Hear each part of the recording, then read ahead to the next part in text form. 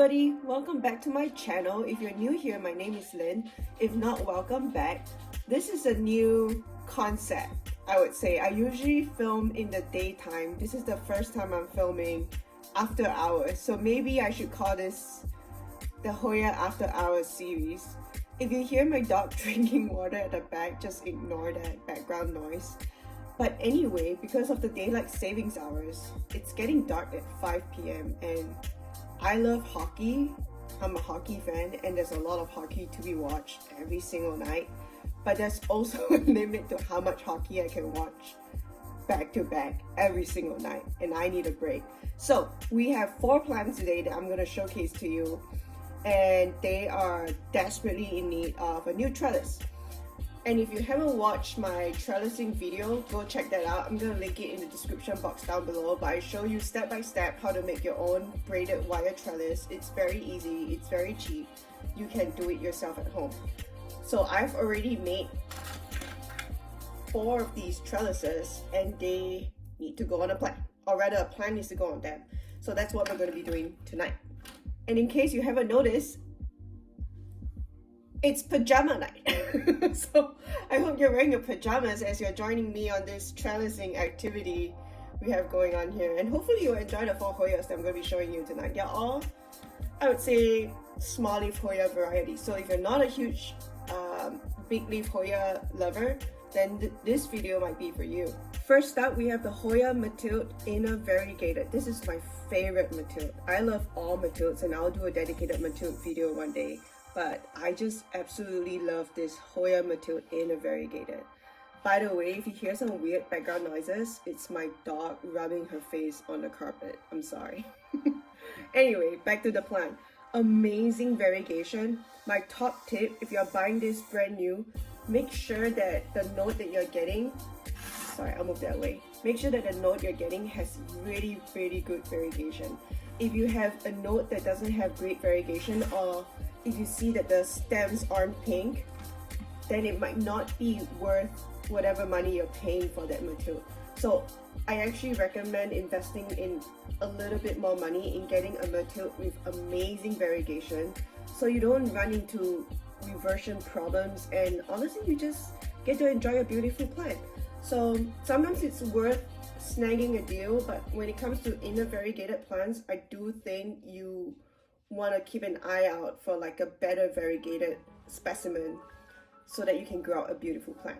Anyway, as you can see, this Mathilde is in need of an upgrade for its trellis.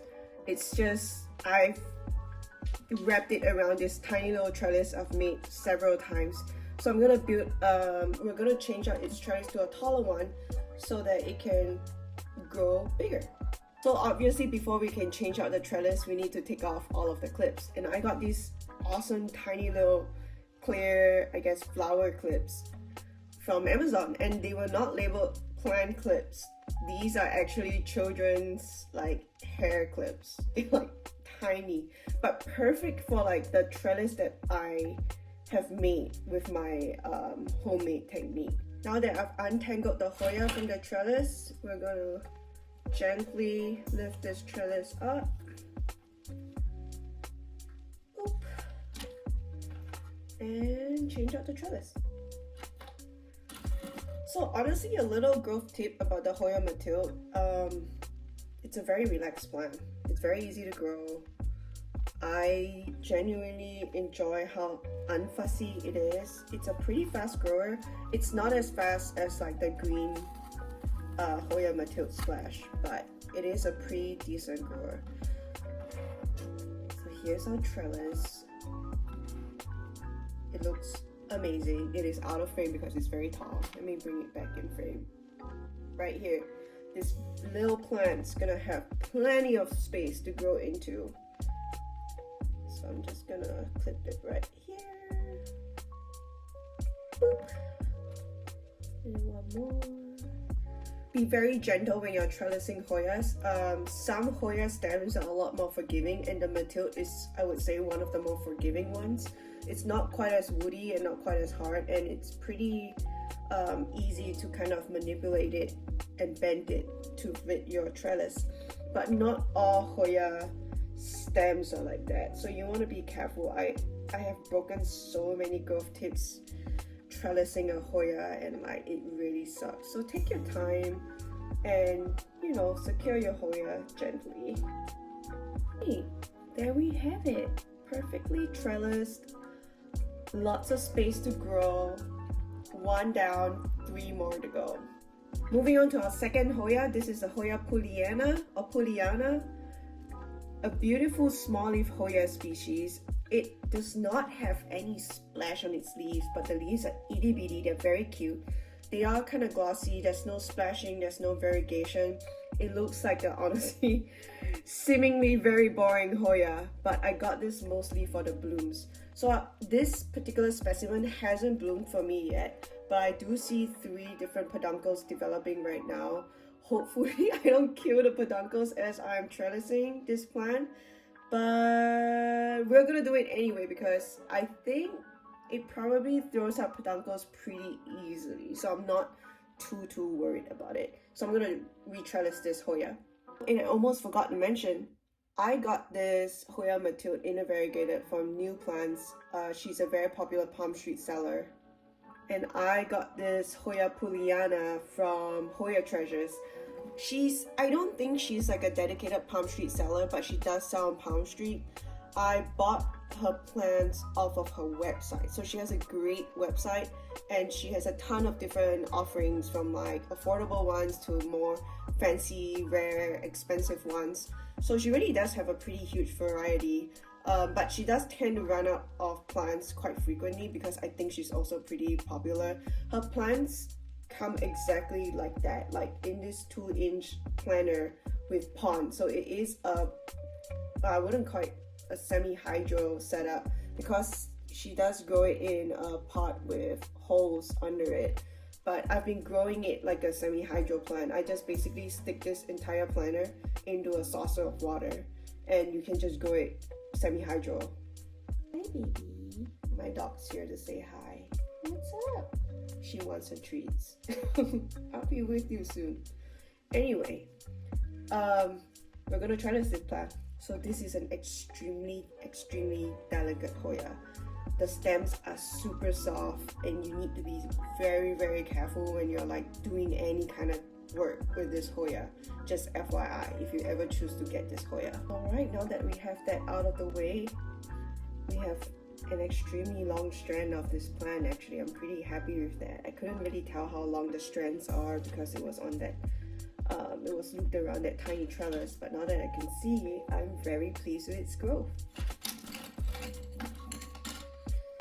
Okay, now that we have our trellis, we're going to do the exact same thing as we did earlier. We're going to stick it into the plant, and now that it's secured in our little planter, I'm just going to use the shuffle the pond around to cover everything up. It's ready for trellising. Okay, so we're moving. I'm going to secure one of the stems here because I like where it's at. I'm going to keep moving them and trying to get the leaves to face like the same direction. There's got more clips. Oh, by the way, I will link these clips down in the description box.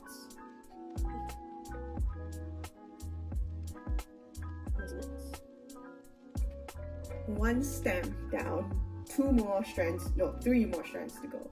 Alright, and here is my handiwork.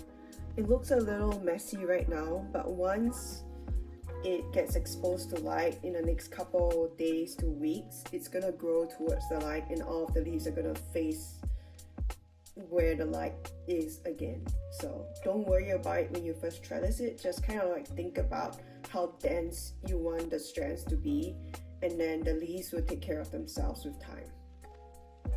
The third plant we have here today that is in need of a new trellis, as you can see, is the Hoya Lima Silver. And this plant I also got from Hoya Treasures, and it's a beautiful specimen. This one has been growing really well for me, and it isn't quite as slow growing as I thought it was gonna be, but it does need a trellis. So make sure if you do have a Hoya like the Lima Silver that you give it a trellis. It keeps vining, but it doesn't throw out leaves until it feels secure. So make sure you have a trellis. And we're gonna do the exact same thing we've done for the 2 other plants. We're gonna take off all of the clips, take out the old trellis and then put the new one in. This Hoya came off of its trellis way easier than the pulana because it's a much thicker stem, it's easier to manipulate, it doesn't quite break as easily, it's not as delicate as the pulana. So the Lima Silver is a great Hoya for a beginner, I feel. It's easy to prop, it's easy to manage, it branches on its own, and it's already growing like 2 peduncles for me, and I got this less than a year. So highly recommend it for like a full silver specimen. I think this is a good one. Also, if you like a small leaf Hoya, you're looking for a small leaf silver Hoya, this is a pretty good one. Okay, never mind, I lied. I think we're gonna pivot a little bit. We're gonna repot and trellis because I'm kind of tired of these. You see how soft and flexible that planter is? I don't like that. It's very difficult to trellis when your planter is so soft and flexible. So I think I'm gonna redo my work with the pulana. I'm gonna repot that into these clear vessels, and it's better that way just so I can see the roots as well. I'll be right back. What am I doing? I'm a YouTuber, I forgot. I'm gonna show you how I repot. So all you have to do is massage the sides of the pot, and then I like to just try to gently detangle it. Coax it out of the pot, and we have amazing roots. That's good. We have amazing roots here, and I like to do a quick little pest check. Make sure we are pest free, and we're good to go. And then I'm gonna repot. Okay, so we're gonna do my favorite medium, Leica. I do have pond left, but honestly could not be bothered because pond just seems to be really attractive to root mealies, and I am tired of dealing with root mealies. I don't have a lot of root mealies, but every time it happens, I just hate it. So I'm gonna do Leica because the root mealies seem to hate Leica. Touch wood. So I just fill my cup about halfway with Leica. I put my plant in, and then I start filling up with Leica.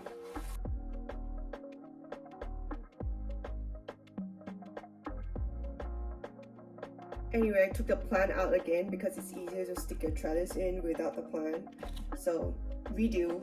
Now that my Leica is halfway up, I'm gonna sprinkle a little bit of systemics. About half a teaspoon will do.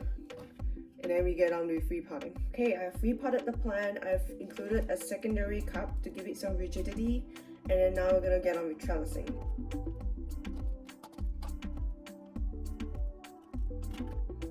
I'm gonna trellis down this end because I want to add some volume.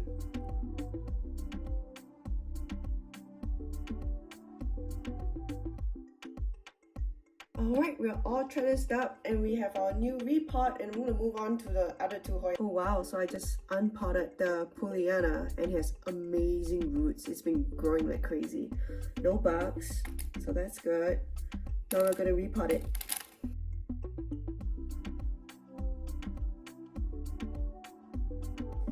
Second cup for rigidity, and boom! New trellis. New pot. Alright, now we're down to the very last one. This is a beautiful small leaf Hoya. One of my favorites, I have to say. This is the Hoya Serpens Silver. Fully silver leaves I have here on this specimen. Absolutely gorgeous. Highly recommend. Just like the Hoya Pulana, this is a very delicate Hoya. I hate propping the serpens, and I hate doing anything with the serpens, to be honest, and the pulana, just because they break so easy. The leaves are so delicate. The serpens leaves are a lot thicker than the pulana, so there's that. But these are both extremely small, delicate Hoya, so be careful when you're trellising them or when you're doing potting related stuff with them. We're gonna do the exact same thing. We're gonna give the pot a little squeeze. See, it's so flexible. I just don't like that. This is what they came in, and I've never repotted them just because they were already in pond and they were doing just so well, and I didn't want to disturb them. But now that the roots are slowly growing out the bottom, it is time to finally repot them, and especially because I don't quite like the containers that they're coming in.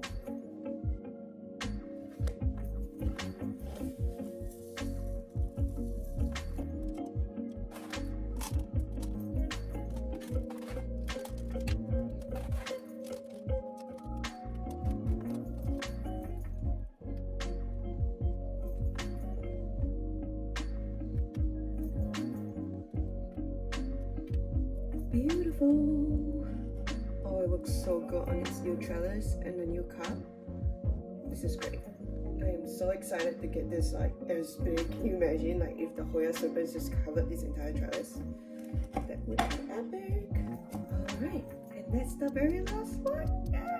Alright, now that we're done, you have all of this stuff. What are you gonna do with all of them? So for me, these 3 containers are a no-go. I'm gonna throw them away. I don't like that. A, I cannot look at the roots, and B, they're so flimsy, just not into it. So these are gonna go. And what about a pond? So the pond is an inorganic substrate. You can boil these like in a pot of boiling water and disinfect them, dry them out outside or indoors, whatever, it's your choice, and you can totally reuse all of this. But just know that when you boil your pond, all of these little granules that are in there, these are fertilizer granules. They might disappear, or like if you've been using your pond for a long time, the granules will basically be used up, and then you'll need to apply your own fertilizer. So what about these wire trellises that I've made previously? So if you watched my how to make your own wire trellis video, you'll know that these wire trellises do not rust, and these haven't rusted. So I will be disinfecting the bottom, the feet, with alcohol and reusing these. Alright, can you see me? This is the end of our first Hoya After Hours video. I have a feeling that I will be doing quite a lot of these in winter when it's dark and I'm bored from watching so much hockey. I hope you enjoyed this video. I hope you enjoyed trellising with me, and I hope you enjoyed my impromptu repotting, totally unscripted and unplanned. These videos are probably going to be a lot less directed. They're probably going to be very rambly. I'm sorry, but if you enjoy them, give this video a thumbs up, like the video, subscribe to my channel if you enjoy Hoyas, and I'll see you next time. Oh, almost forgot. If you have questions, comment down below. Alright, bye. Good night.